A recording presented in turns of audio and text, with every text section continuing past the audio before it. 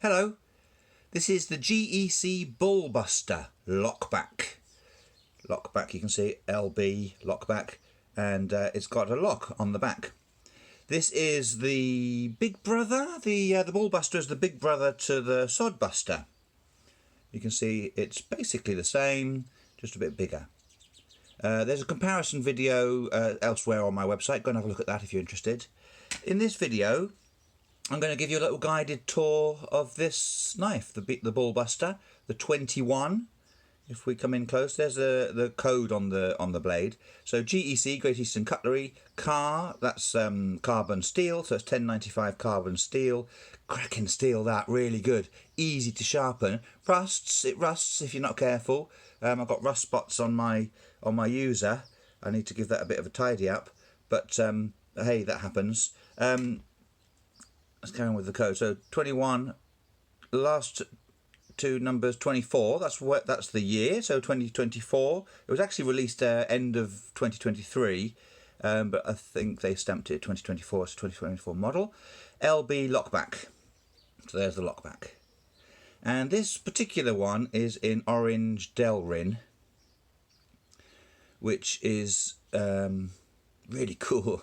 Now, I really like the orange delrin because, well, not specifically the delrin, I just like the orange, because as a user knife, I'll just come back to my Sod Buster, that colour is just very useful. So you're in the garden and you drop it in the grass, you can spot that. You're in the woods, you drop it in the leaves, you can spot that. That's, to me, is a useful feature. Anyway, back to the Bull Buster. Let's just go around it and have a look at some of the features. We have the fantastic orange delrin scales. They're rounded, very, very nicely smoothed. It's all very, very smooth. There's a slight peak there, a little bit of an edge there, but that's all part of the design. Really, really nicely done, and fantastic in the hand. So I have extra large hands, and it's not massive actually. It's a good sized knife in the hand. Anyway, let's get back to it.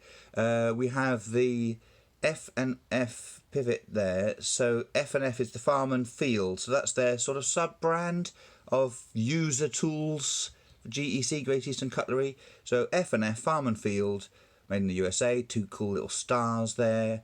Both the pivot ones. They're not called. They are pivots, aren't they? What are they called? These pivot things, I've forgotten now. Anyway, they've got these pins that have been peened, and they're really nicely done. It's lovely and smooth, and it's all very professionally done. I say that, it sounds patronising, isn't it? They know what they're doing, obviously. Then these little nickel pins there, nice and simple. And then the lanyard tube is a brass lanyard tube, slightly flared, which is nice. It isn't like that on the Sod Buster, but that's for my other comparison video. The blade. Let's go to the blade. So it was nail nick. Oh, I should say it's a chunky blade, but it's got it's been smoothed at the top there, so it's there's no sharp edges. You couldn't actually use that on a fire steel. Now I'm going to open the blade. Just pay attention, because this is the lockback. There's no half stop. That's the first point it stops. So there is no half stop. There's nothing halfway at all. There's no feeling of it grabbing or slowing you down. It's all just one until it locks. Something to bear in mind. I'll just give it a quick polish, get the thumbprints off. Lovely logo, the Bull Buster. It's cool, that. And the LB, there is a non-locking. There's the slip joint version. I like the locking on this size blade. I think a lock is really useful, because then you can really use it in confidence. It's not going anywhere, and it's solid. It is a solid lock. This one has no play, tiny little bit of movement, absolutely tiny, against the lock, but that's not a problem. And it's a beautiful finish to the blade that won't last in use. That'll quickly get tarnished. but for now it's really lovely and pristine. The fit and finish is not up there with a €500 custom. For example, that line is not perfectly smooth. There's a little step there. The lock spring, what do you call this when it's a lock? Anyway, that piece, not quite flush, but then I'm not sure you would expect it to be, because there's a lot of movement to unlock it, but it slightly protrudes there. There is no half stop, so there's no sort of second position, but in closed position that is perfectly flush, and then locked, that is also perfectly flush. The blade isn't quite in line. Hey, I'm just pointing out tiny flaws based on having seen expensive custom knives. It's not fair to compare, because this is an inverted commas, a cheap knife. So brand new, it's what? I don't know actually. Brand new, less than $100.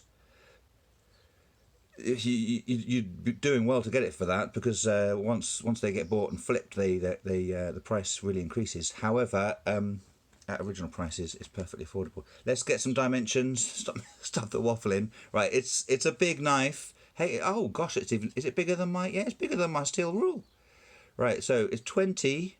Oh damn. Hang on. I'm gonna have to get the cheap plastic ruler. Right, overall length. Overall length is. Apologies for the amateur nature of this bit. Oh, I want to get it precise. I should have got this precise beforehand. I thought I knew. It's 20. Just under 21 centimetres. It's that length. That's quite long. The blade itself, I can go back to my steel rule, feel more comfortable with that. The blade itself is 93 millimetres. So that's a big bugger.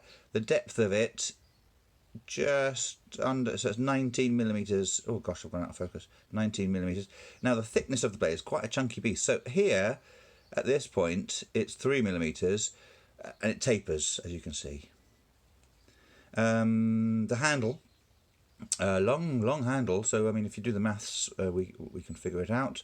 But I'm going to measure it anyway. So 11.7 centimeters, and it's quite a wide handle. It's not insignificant. So it's 14 millimeters. I'm mixing up millimeters and centimeters, but you can keep up, I'm sure. 14 millimeters.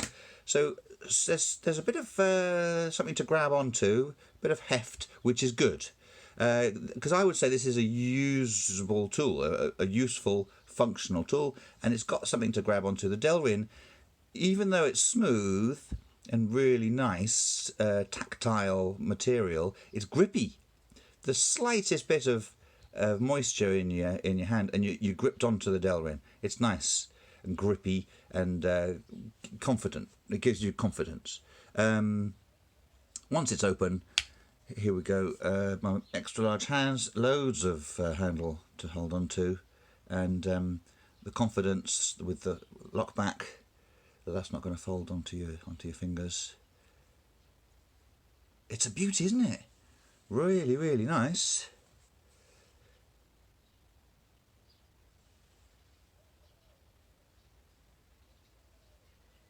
So I'm just going to sort of open and close it. You can watch the perfectly centered, a little bit of squish. I don't know what that's called, but I like that squish. It's as a fidget tool. If you're just holding onto it, I quite like giving that a little squish, but probably not good for it.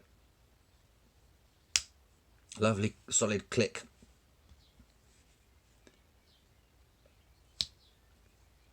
There we go. Hey, thanks for watching. I really appreciate you sticking with me. Have a look around my channel. I do other knives. I also do watches and EDC stuff. Quite a lot of Fjallraven stuff as well.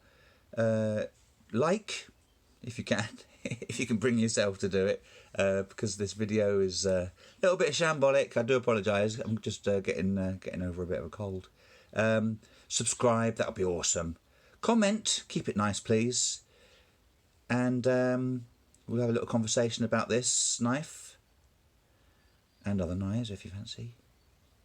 There we go. Thanks very much. See you soon.